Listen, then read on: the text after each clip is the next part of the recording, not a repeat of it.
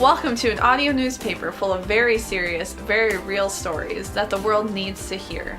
More listening and less reading than a newspaper, but equally as sexy. This is Paper News Out Loud. Hello and good evening. I'm your host, Diane Weathersby. Hello and good morning. I am Florence Strumsby, and thank you for listening to Paper News Out Loud. So what's happening in the news today, Diane? Well, if you are like me and you know everything about pumpkin spice lattes, you know that it's the 14th birthday. So happy 14th birthday, PSLs. Disclaimer, we do not know the actual date of the PSL's birthday. We just know that it is turning 14 this year. Yes, but now we have declared that it is officially October 11th, 2017. But minus 14 years. So 2003. Yes. Anyway, I have Florence here to tell us about the history of the pumpkin spice latte.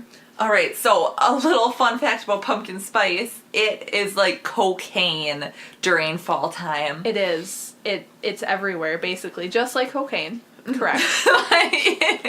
You cannot walk into your local Starbucks without seeing pumpkin spice or cocaine. So Starbucks was the first company to come up with the pumpkin spice latte.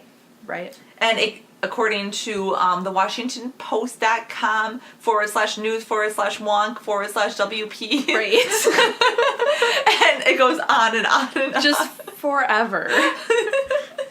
It can be attributed to the massive amount of pumpkin and pumpkin spice flavored products on the market. Pumpkin spice is actually just a combination of a variety of seasonings, and most products don't actually contain pumpkin in them.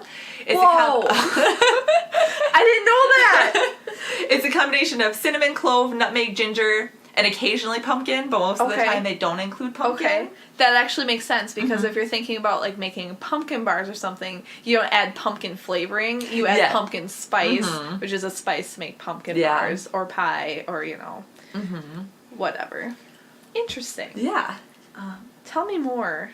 Pumpkin spice, while it is very popular and it kind of takes over social media, according to Starbucks, only 72% of people 72% of people only buy one latte per season, which I personally can vouch for because who can afford to buy more than one pumpkin spice latte throughout the fall season? Correct. That is correct. Or more than one Starbucks drink per year. Also correct. Unless you're getting like a black coffee with no flavors and you like bring your own mug, but then still it's like $35. Even then, yes. I run a very tight budget. Lots of pumpkin spice flavored things have been introduced, including Cheerios, who introduced seasonal flavors of the classic O's. They are amazing. See, I didn't like them. I thought they were too much. See, I thought they were really good. You know what's very funny is I never used to like pumpkin spice things, and the only reason I started to eat them all the time is because we lived together, and you really like pumpkin spice, but now I worry that it might have taken over my life. I understand that, because it's kind of, like, I haven't even had, it's October 11th, and I haven't even had a pumpkin spice latte yet. Oh my god. I know. Well, when we went to Starbucks to get the pumpkin spice latte, we got the maple pecan. And that opens a new controversy. Is maple pecan the new PSL? I read an article about it today because this is what I do at my job now. I think it was linked on one of these. It was? Yeah, on one of these, yep. Yeah, because web I suppose pages. they want to just mix up the different kinds of fall flavors that you can have. And pumpkin spice is getting so overdone that it's almost becoming, like, ironic to drink and eat pumpkin spice food during fall. So I understand it. Right. Yeah, and maple is good in everything. Accurate. What did I have that was maple the other day? That was that so maple good. ice cream? The maple ice cream. That was amazing. So you were talking about pumpkin spice foods being overdone, and I don't believe it. I am not assaulted with 50 varieties of pumpkin spice foods when I go to the grocery store, so I'm going to need some solid evidence. Well, according to Eatery.com, they provide... Eater. No, it's Eatery. Good try. There are They made a list of 65 pumpkin spice foods. They say that have no business being pumpkin spice, but they have pumpkin spice flavored pretzels, like cookie pretzels, and I think that sounds delicious. So just a few really weird ones jumped out for me. The first one that comes to mind is pumpkin spice flavored greenies. Greenies are dog breath neutralizing treats for people who don't have dogs or aliens who only walk their unicorns.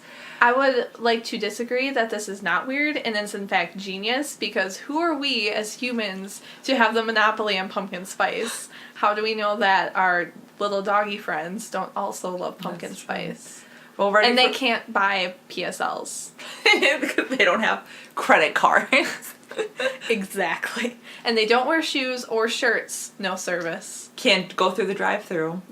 But I don't know about you, Diane, but besides the greenies, which I personally wouldn't eat, me being a two-legged human, everything else on the list sounded pretty delicious.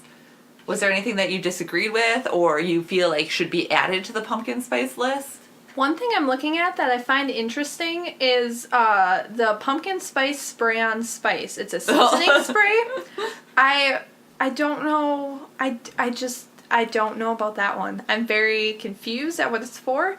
And then the next one is pumpkin spice coffee creamer, which, how dare you put that on a list of weird things? Like, that's like the first thing I look for if I'm looking for something pumpkin spiced.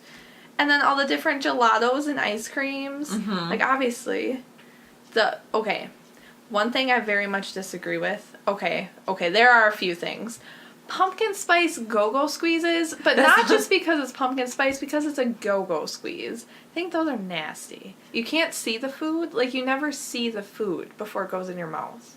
And that bothers me. Isn't it for, toddlers? Yeah, but I think adults eat them, too. There's, I feel like they don't put any sugar in them because they're supposed to be, good for your children. Yeah. Ugh. But I think people have gotten, moldy ones before. Oh. And that horrifies me. Yeah, why can't you see them? What secrets are you hiding, Go-Go Squeeze? I was going to make fun of this pumpkin pie spice butter spread, but then you make toast. Mm-hmm. You put that on your toast. That sounds amazing. It's like making cinnamon sugar toast, except easier. Because you're just putting pumpkin spice butter on there and you're having a great day. I don't know why some of this is on here. Yeah. Like Kahlua pumpkin spice. Yeah, we get turned on Kahlua. The only thing I very much disagree with is the pumpkin spice marshmallows. That personally offends me on a very deep level.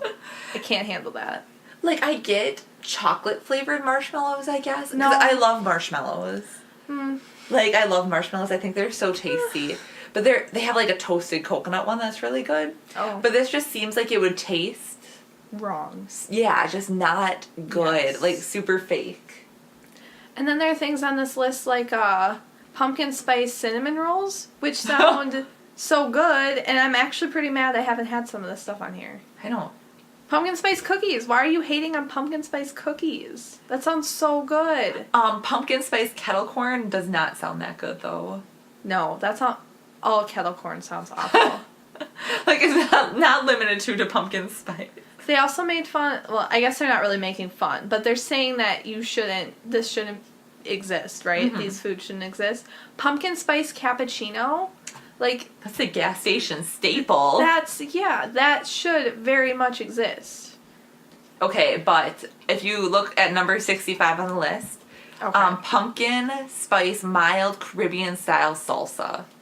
I just can't even imagine a practical use for that. No. I can't either. Yeah. Unless is there a way to make pumpkin chips that I'm unaware of where you can slice a pumpkin, bake it, dip it in the salsa? Probably. That might be good. Yeah, or maybe if you would make cinnamon and sugar tortillas or something. Oh, that could be good. But I guess I don't really know the quality of... Does it taste tomato-y?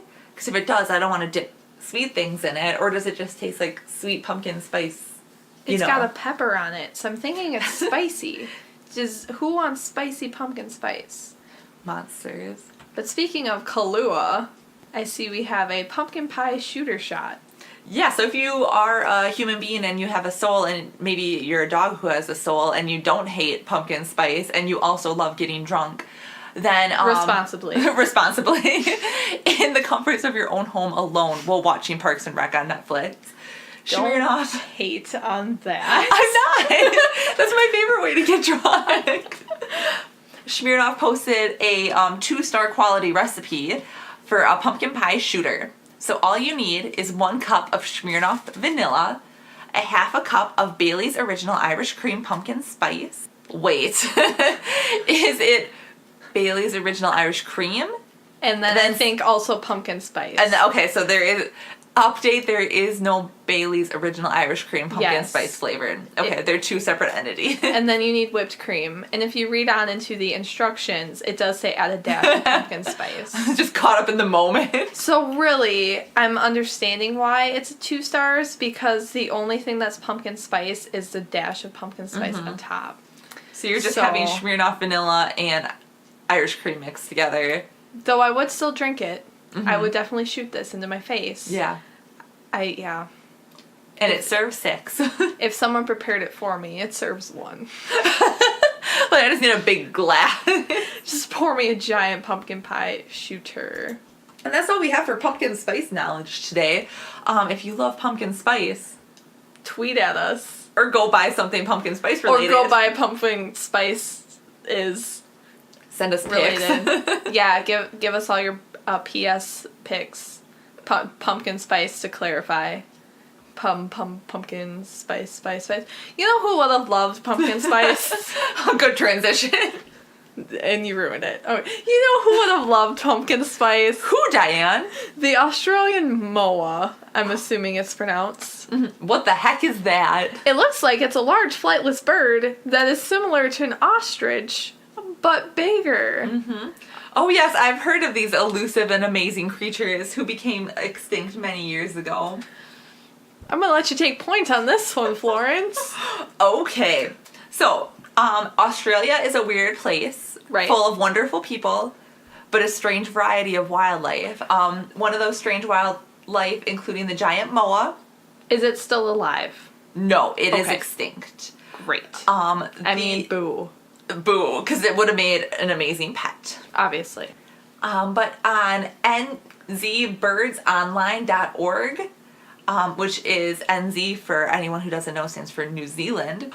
These giant birds were very tall, had relatively slender bodies, and a relatively small broad head with a robust, decurved bill.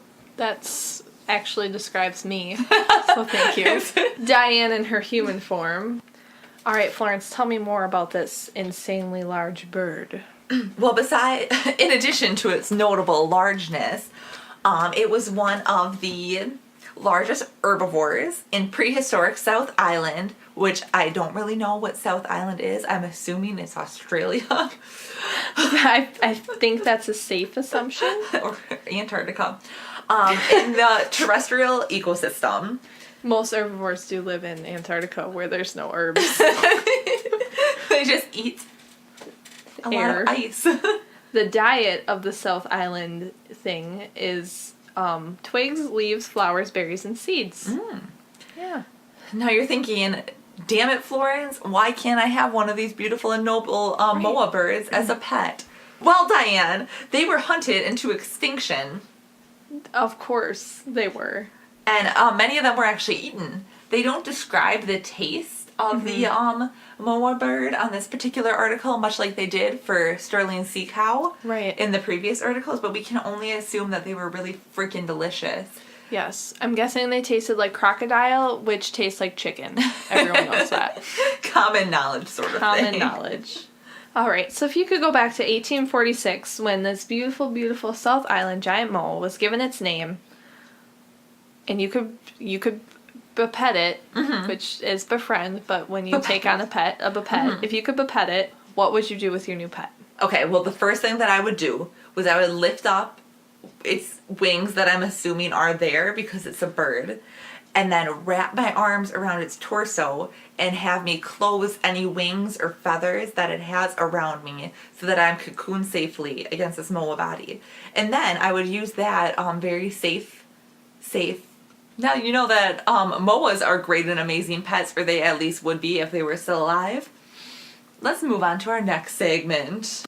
So we received, how do we receive this? Well, so initially we thought that all our fan letters were coming to us via the mailbox and by extension the United States Postal Service, but turns out that's not accurate because we recorded an unmarked location in Antarctica and postal mail things can't be delivered here. Yeah, our nearest P.O. box is like 85,000 miles away, and it was just a little too strenuous of a swim for us to get to the tip of South America. Gotta watch out for those orcas. We found this letter in a particularly interesting spot this morning. Diane was taking a big drink of milk, and out of the milk jug plopped a very soggy handwritten letter. After much hair drying, we were able to read the letter, and this is what it said. Dear Florence and Diane, I have become too cool. Everyone always comments on my Instagram post that I am just the coolest person they know, and I do not want this. But since I'm naturally so cool, I'm not sure how to correct this current predicament that I'm in. How can I be more weird? Sincerely, Kathy Cool in Coolsville. See, again, I don't have any knowledge on how to be weird because I am so naturally cool that I've never actually been accused of being weird. So again, we had to reach out to WikiHow Via the Google to figure out how to be a little weird. So pretty much there are two main parts for acting weird, or being weird, I should say. Number one is acting weird, and number two is speaking weird. So one would think that speaking weird is also just an act of being weird, because speaking by nature is an act, but it turns out that they're two very different things. Correct.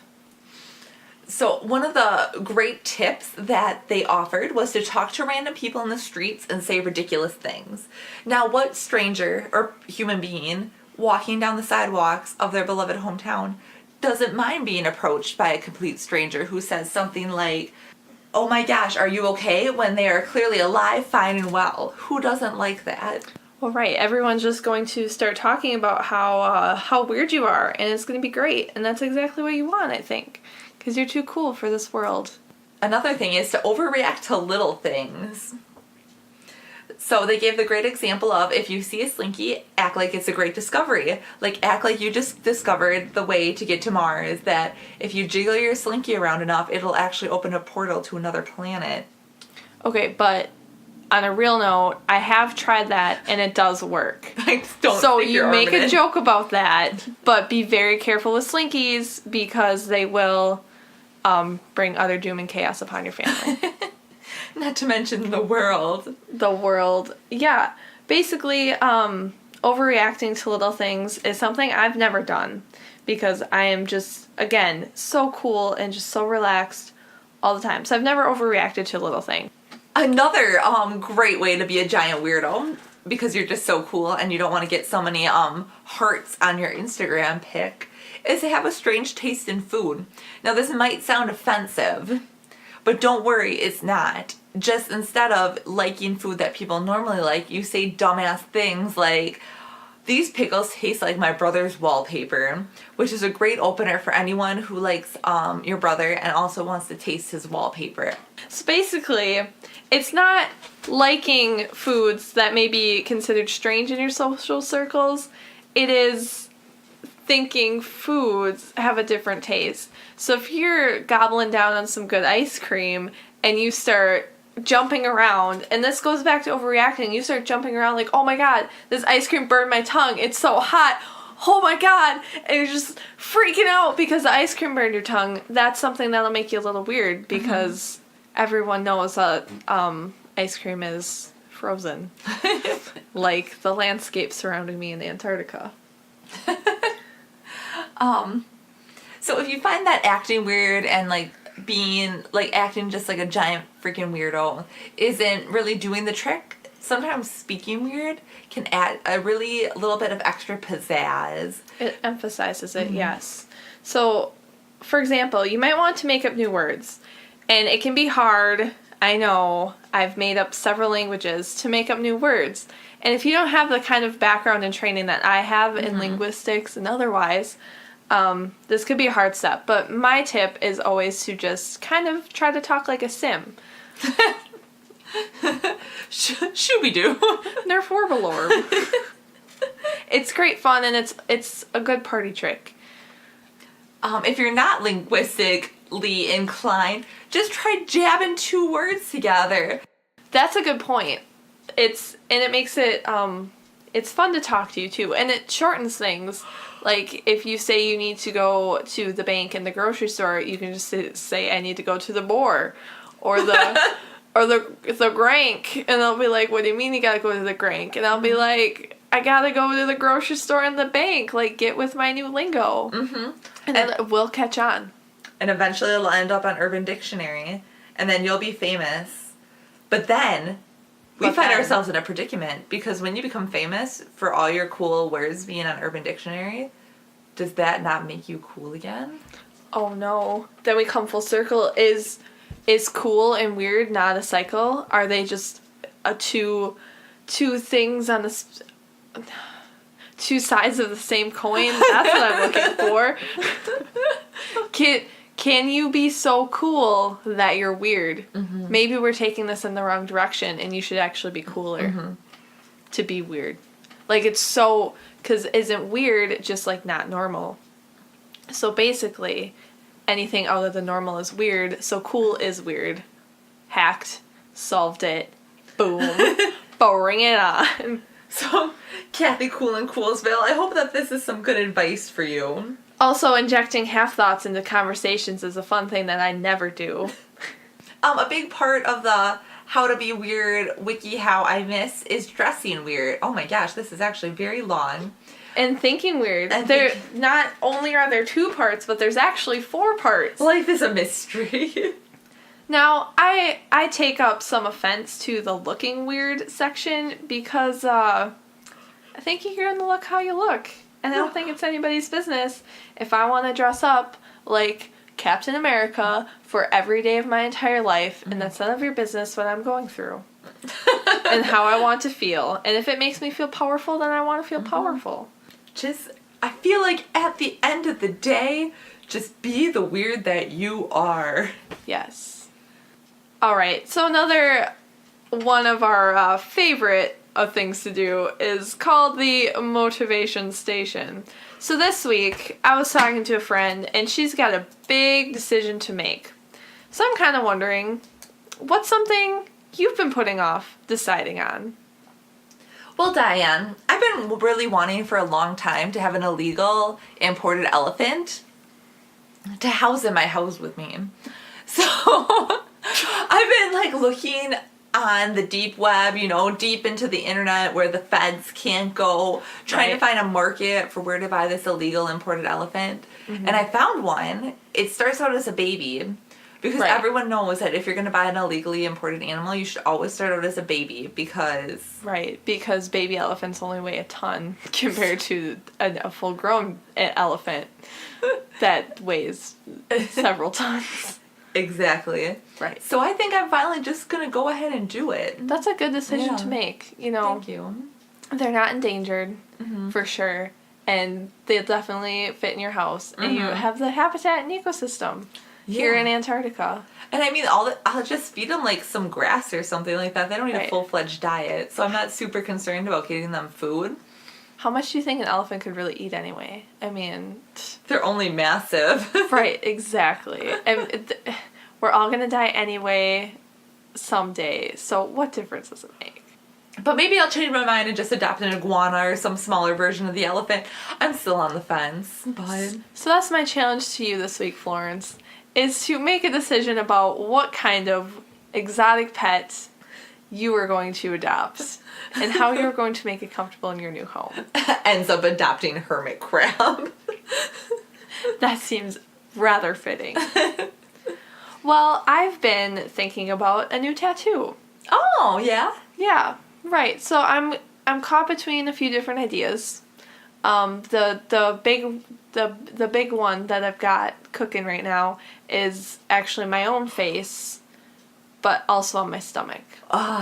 That'll be a lot of fun when you're wearing a swimsuit. I think so. Because it'll be like, where are you looking at? Exactly. Like, my eyes are down here, but they're also up here. Or I can just be like, hey, my eyes are up here. They're also right here. And then point to my stomach where my tattoo eyes are. Follow-up question. What will the belly button be in this image? Or is the belly button not incorporated in the tattoo? I hadn't even considered the belly button. Or do you have a belly button, or are you an alien? I do, in fact, have 3 belly buttons. Okay, perfect. No, unfortunately, I have but one. And, yes, I think the belly button, I think it'll be above the belly button. Yeah. It'll be like on the upper abs. And then maybe I'll leave the belly button to a different tattoo later. That sounds beautiful. I think you should make the appointment right now, and I'll go with you and take pics. That's my big decision for the week, is getting a giant tattoo of my own face on my own body. Art. All right, listeners, my challenge for you this week is to make a big decision. If you have nothing big you're deciding on, make one up. Just make a decision this week, but it has to be a big decision. Can't be a little decision. Can't be an everyday decision like, what am I going to eat for breakfast? You have to get a tattoo, quit your job, plan a trip, buy an animal that's 3 to 17 times bigger than you. Perfect. Get married. Those are the decisions you get to pick from this week. Good luck. Good luck. Well, and that's gonna be all that we've got for this week. I want to thank Jake Harrison for allowing us to use his track titled 5 off of his album Found on SoundCloud. Thanks, Jake. You can find his music through the link or by searching at this. We hope you made a laugh and learned a thing. Have a great week. Have a good morning.